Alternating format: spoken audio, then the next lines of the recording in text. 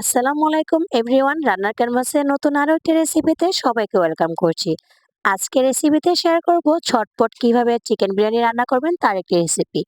আমি ঝটপট হাতে যদি কোনো টাইম না থাকে তাহলে এইভাবে চিকেন বিরিয়ানিটি রান্না করি মেহমান আসার পূর্বে। মেহমান বসিয়ে রেখে কিন্তু ঝটপট এই বিরিয়ানিটি একদম ঝামেলা ছাড়াই তৈরি করে নিতে পারবেন।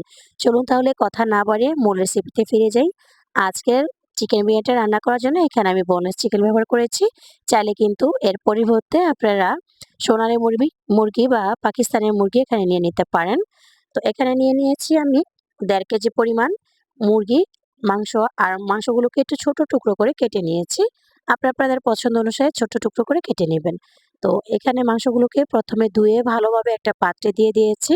আর এখানে দিয়ে দিয়েছি ৫ থেকে ৬ টা পেঁয়াজ কুচি। তারপর দিয়ে দিলাম এখানে ৩ টেবিল চামচ পরিমাণ টক দই। তারপর এখানে দিয়ে দিয়েছি ২ টেবিল চামচ পরিমাণ রসুন বাটা। আর দিয়ে দিয়েছি এখানে ১ টেবিল চামচ পরিমাণ আদা বাটা। তারপর দিয়ে দিয়েছি এখানে হাফ টেবিল চামচ পরিমাণ লবণ। দিয়ে দিয়েছি এখানে হাফ টেবিল চামচ পরিমাণ মরিচের গুঁড়ো। এটা আপনাদের সম্পূর্ণ পছন্দ মতো দিবেন, যে যতটা ঝাল খেতে চান। দিয়ে দিয়েছি ১ টেবিল চামচ পরিমাণ টমেটো সস। আর এখানে দিয়ে দিয়েছি রাঁধুনি বিরিয়ানির মসলা। এটা আমি সম্পূর্ণ এখানে দিয়ে দিয়েছি, তবে চাইলে একটু কমিয়ে দেওয়া যাবে। আমার কাছে কালারটা একটু বেশি ভালো হলে ভালো লাগে, এজন্য পুরোটা আমি দিয়েছি। তারপর এখানে দিয়ে দিয়েছি হাফ কাপ পরিমাণ সয়াবিন তেল। আর এখন আমি হাতের সাহায্যে সবগুলো উপকরণ ভালোভাবে মিশিয়ে নিচ্ছি। ১০ মিনিটের মতো যদি ম্যারিনেট করে রাখতে পারেন তাহলে খেতে চিকেন বিরিয়ানি আরো বেশি মজা হবে।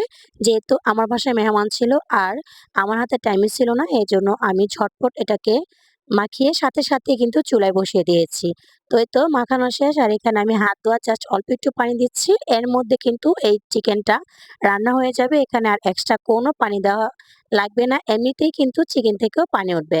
এই তো দেখেন যখন কিনা একটা বলক চলে এসেছে, একটু নাড়াচাড়া দিয়ে উপরটা নিচ আর নিচেরটা উপরে এইভাবে করে একটু মিশিয়ে নিচ্ছি। যেহেতু আমরা এখানে টক দই দিয়েছি, এখানে কিন্তু একটু পরপর লেগে যেতে পারে, তারও সম্ভাবনা আছে।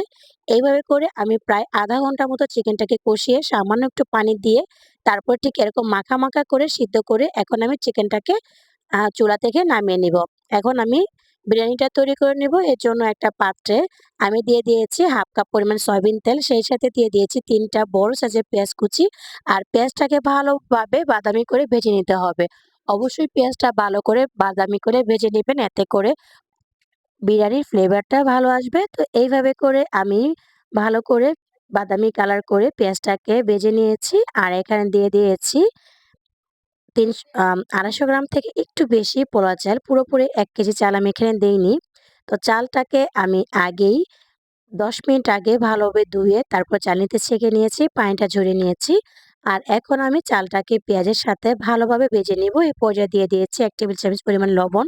লবণটা অবশ্যই বুঝে দিবেন, যেহেতু আমরা এখানে মাংসতে লবণ ব্যবহার করেছি। পরিমাণে কম দিবেন, লাগলে পরে এড করবেন। তারপর দিয়ে দিয়েছি এখানে ৪ থেকে ৫ টা কাঁচামরিচ। আর চালটাকে কিন্তু এখানে গুরুত্ব যে বিষয়টা সেটা হচ্ছে চালটাকে ভালোভাবে বেজে নিবেন।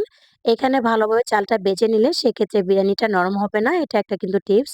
তো এই তো ভাজা হয়ে গিয়েছে আমার এই পর্যায়ে। তারপর দিয়ে দিয়েছি এখানে হাফ লিটার পরিমাণ দুধ। তবে দুধের বদলে আপনারা চাইলে এখানে গরম পানিটা দিতে পারেন। আমি একটু বিরিয়ানিটা টেস্টি করার জন্য আজকে এখানে দুধ ব্যবহার করছি। তো এই তো দেখেন দুধটা দেওয়ার পর এখানে দিয়ে দিয়েছি আগে থেকে রান্না করে রাখা মুরগির মাংসটা। তারপরে আমি আবারও এখানে পর্যাপ্ত পরিমাণ দুধ দিয়ে তারপর নেড়ে চেড়ে আমি এটাকে ঢাকনা দিয়ে ডেকে অপেক্ষা করব। তবে এটাকে কিন্তু একটু পরপর উল্টে দিতে হবে। এতে করে কিন্তু চারদিকের চালটা পারফেক্ট ভাবে কুক হয়ে যাবে। তো এইভাবে করে একদম হাই আছে আমি বিরিয়ানিটাকে চাল করে নিয়েছি। যখন কিনা এরকম পানিটা শুকিয়ে আসছে, তখন আমি এটাকে আবারও উল্টিয়ে দিয়ে ১০ মিনিটের মতো দমে রাখবো। আর চুলাটা কিন্তু আমি বন্ধ করে দিয়েছি। আর ১০ মিনিট পর দেখেন মাশাআল্লাহ আমি কিন্তু এটাকে উল্টে সাইড থেকে কভার করে দিয়েছি। আমার এখানে কিন্তু বিরিয়ানিটা একদমই রান্না করা হয়ে গিয়েছে। আর এটা কিন্তু আমি আবারও ২ মিনিট দমে রেখে আবার এটাকে উল্টিয়ে দিব। এতে করে উপরের চালটা নিচে যাবে আর নিচের চালটা উপরে আসবার পারফেক্ট ভাবে চালটা সিদ্ধ হয়ে যাবে। এই তো দেখেন একদমই সিদ্ধ হয়ে গিয়েছে চালটা। আর কতটা পারফেক্ট হয়েছে নিশ্চয়ই দেখতে পেয়েছেন। আর এখন আমি ফ্লেভারের জন্য এখানে দিয়ে দিয়েছি ঘি। তবে চাইলে কেউ ঘিটা স্কিপ করতে পারেন। বিরিয়ানিতে কিন্তু ঘিটা দিলে সুন্দর একটা ফ্লেভার আসে। আর খেতেও কিন্তু অসাধারণ মজা হয়ে থাকে। তো এই তো দেখেন আমি আবারও উল্টে দিচ্ছি। আর আপনাদেরকে দেখিয়ে দিচ্ছি যে ভিতরে বিরিয়ানির চালটা কতটা পারফেক্ট হয়েছে আর কতটা ঝরঝরে হয়েছে। আশা করছি আজকের রেসিপিটা আপনাদের কাছে ভালো লেগেছে। আর রেসিপি ভালো লাগে ভিডিওতে লাইক দিয়ে চ্যানেলটি সাবস্ক্রাইব করার অনুরোধ জানাচ্ছি। আমি কিন্তু সবসময় আপনাদের সাথে ঘরোয়া রান্নাবান্নাগুলো শেয়ার করার চেষ্টা করি। যারা নতুন রাঁধুনি আছে তারা কিন্তু আমার রান্নার টিপসগুলো ফলো করে খুব সহজেই ঘরে কিন্তু রান্না করে নিতে পারবেন। এই তো দেখেন বিরিয়ানিটা কতটা সুন্দর কালার এসেছে আর কতটা ঝরঝরে হয়েছে। আমি আপনাদের সাথে একটু বিরিয়ানিটা শেয়ার করছি। দেখে নিশ্চয়ই বুঝতে পেরেছেন কতটা পারফেক্ট হয়েছে। তো আজকের মতো এখানে বিদায় নিচ্ছি। ভালো থাকবেন সবাই, সুস্থ থাকবেন। আল্লাহ হাফেজ। দেখা হবে পরবর্তী ভিডিওতে।